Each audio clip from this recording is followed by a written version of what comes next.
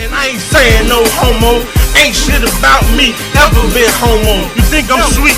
We can go toe to toe, yo. I'm the Lord of the Rings. Niggas call me.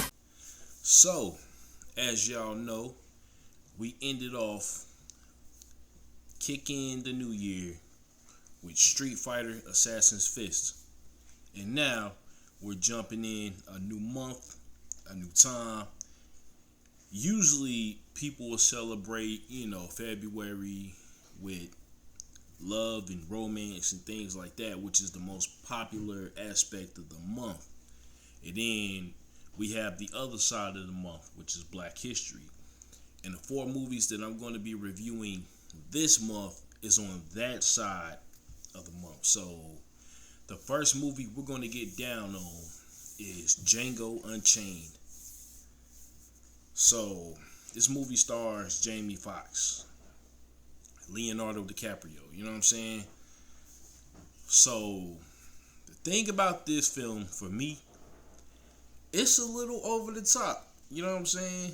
They took history and mixed it, Quentin Tarantino in his own style, because y'all know a Quentin Tarantino movie when you see one, it usually is a little over the top, you know what I mean?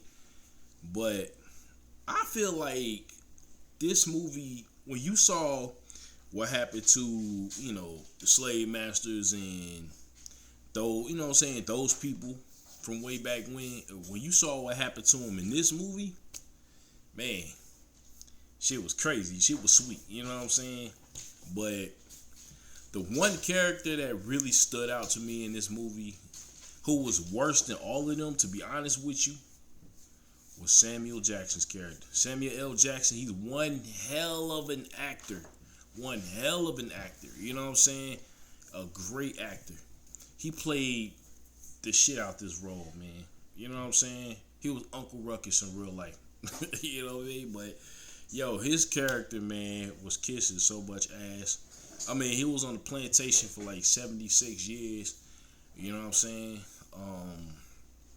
But when he got his comeuppance in the end, and spoiler alert, but when he got his comeuppance in the end, man, I ain't even gonna lie, that was a moment, you know what I mean? And they did incorporate some comedy in this movie too, like for an example, the scene where you had all the dudes standing there in the meeting with the bags over their heads. It was a certain shit they were saying that whole part, because they had Jonah Hill in that scene, so it was comedic. You know what I mean?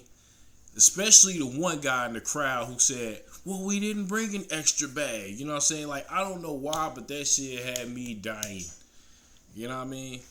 But the movie got real serious in certain parts, especially the scenes where we saw Django's wife, you know what I'm saying, basically being tortured. Like, throughout the whole, every time we seen her, whether it was a flashback or present day or whatever, you know what I'm saying, something was always happening to her, you know what I mean? And by the way, I had a crush on Kerry Washington way back when, but, anyway. But yeah, man, in the God, now, the character that I like, you know what I'm saying, I ain't gonna say I like the most, but was a character I could really get into. Oh, sorry about that. If y'all hear that in the background, that's just my dryer. But a character that I really got into was Dr. Scholl's. You know what I'm saying? He was a German traveling the country, basically taking down criminals. And at the beginning, you know what I'm saying, he had this cart where I guess he was like a dentist, or, you know what I'm saying, disguising himself as a dentist or whatever, but he saw something in Django because, he took a flashlight, or he took a light, or, he took a light and he was like flashing it. It was like a lantern or something like that, and flashing it, you know what I'm saying, in everybody's faces, like all the slaves' faces. Then he saw Django, which, you know what I'm saying, he went on ahead and purchased him out of, everybody there. But this dude, he was a straight up G, man. You know what I'm saying? A straight up G. So he killed the two slave owners or whatever. that was with these guys. You know what I mean? Killed them and the damn horses. But after a while, they started traveling together, him and Django. And he started training Django on how to shoot and basically how to become a different person. Because in the beginning, Django was still, the only thing he cared about really was looking for his wife. You know what I'm saying? He couldn't really control himself in the beginning. You know what I mean? He was always wanting to kill somebody every time they said something or did something. You know what I mean? But as time went on, he slowly became this new person, this new Django. You know what I'm saying? Like, he became a badass, basically. Like, he learned how to shoot. He learned how to he gotten more intelligent. You know what I'm saying? Is what I wanted to say. But another scene that really stood out to me about this movie, was when they went to this town, and then they went into this shopkeeper's or innkeeper's place, and the innkeeper turned around and saw that this guy was with Django, and he ran out to go get the sheriff of the town, and the sheriff comes in, threatened to kill them, but he wound up getting shot out in the middle of the streets by Dr. Scholes. Shit was funny. And then he told him, he told the innkeeper, now go get the what do you say? Marshal. Yeah, now go get the marshal. You know what I'm saying? Thanks, babe. That was my babe, y'all. She was paying attention to the movie. She enjoyed it just as much as I did. But he told him to go get the marshal, and the marshal came with like 100 guns. You know what I mean? And so when they came out of the inn, Dr. Scholes basically convinced the marshal that the dude he killed was somebody that was wanted. You know what I mean? So the whole thing with him and Django, he made a deal with Django. He said if he helps him catch the Brittle Brothers, which was 3 guys, then he will grant him his freedom and give him some bread to put in his pockets. You know what I'm saying? So Django agreed, but Django was more concerned about, finding his wife or whatever. And they did that, when they got to Mississippi. And then they got to basically the third act of the movie, in my opinion. Leonardo DiCaprio's character, you know what I'm saying? Which he was a straight dickhead in this movie. You know what I mean? He played that role pretty decently. You know what I mean? Now, the one thing that everybody said about this movie that I've been hearing for years is how many times the N-word was thrown around. Well, yeah, yes. The movie is controversial for that. Very controversial. You know what I'm saying? I feel like it was a lot. You know what I'm saying?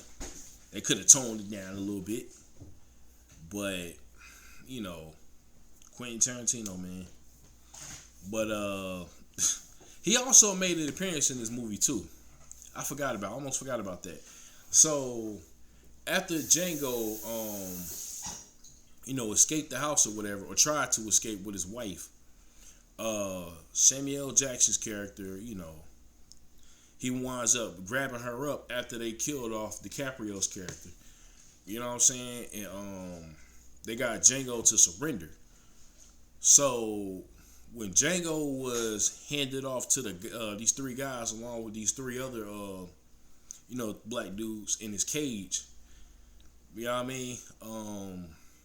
We see, this is what we see Quentin Tarantino. You know what I'm saying? He played one of the guys or buyers or whatever. You know what I mean? And once again, Django put his intelligence into play. So he told these 3 men, you know what I'm saying, that it was like $11,000 back at the place that they just left, and they just, pretty much walked past it without noticing it. And he convinced them pretty easily, you know what I'm saying? Because one of the slaves I was in the cage, one of the guys, I was trying not to use the word slaves, but one of the guys that was in the cage told one of those white dudes that, Django wasn't a slave because he knew for a fact. And so when Django finally convinced them, they took off the shackles. And now this is what they fucked up at. This is what they messed up at. They gave him a pistol. You know what I'm saying? And the second they gave him that gun, he shot all three of them. Tarantino's character got it the worst though, man. Like he had dynamite on him and he just blew the fuck up. You know what I mean? But yeah, man, the violence in this movie is over the top, man. It's like this shit. It's a little unnecessary, man. Like I said, it was a straight movie it was a straight movie to me, but the violence was unnecessary, man. You know what I'm saying? But it was a Tarantino movie. The acting was pretty good. You know what I'm saying? I felt like everybody did a good job with their roles. You know what I mean? And everything like that. And the story is what kept me, you know what I'm saying, intrigued. Because I'm like, I seen this movie years ago, but the last time I seen it was when it first came out. So I had to rewatch it, man. Because I forgot almost everything. You know how you watch a movie the first time, and then you go back and watch it later, and then you notice things that you hadn't noticed in the first viewing? That was me. You know what I'm saying? There was a couple things I didn't notice, but yeah, man. If you haven't seen this movie, I know I gave away not quite the ending, but near the end. So if you haven't seen this movie, go check it out. Django Unchained. It's on Disney Plus. Other than that, that's pretty much my review on it, man. And if I gotta give this movie a score, I would give it it's kind of hard to say, between a 7.5 and 8. I'll probably give it an 8 out of 10. You know what I'm saying? Because, like I said, the story kept me intrigued for the 2 hours and 45 minutes runtime. You know what I mean? But a lot of things in this movie was like over the top, like I said before, for the time period. You know what I mean? But again, check it out, Django Unchained. And next time we come back through here, y'all, we're gonna be talking about another good film. I'm not gonna reveal what it is right now, but y'all will see when we get to it. It's a classic. I'm pretty sure everybody who views my videos has seen the movie already, so make sure you check me out next Wednesday. All right? Peace.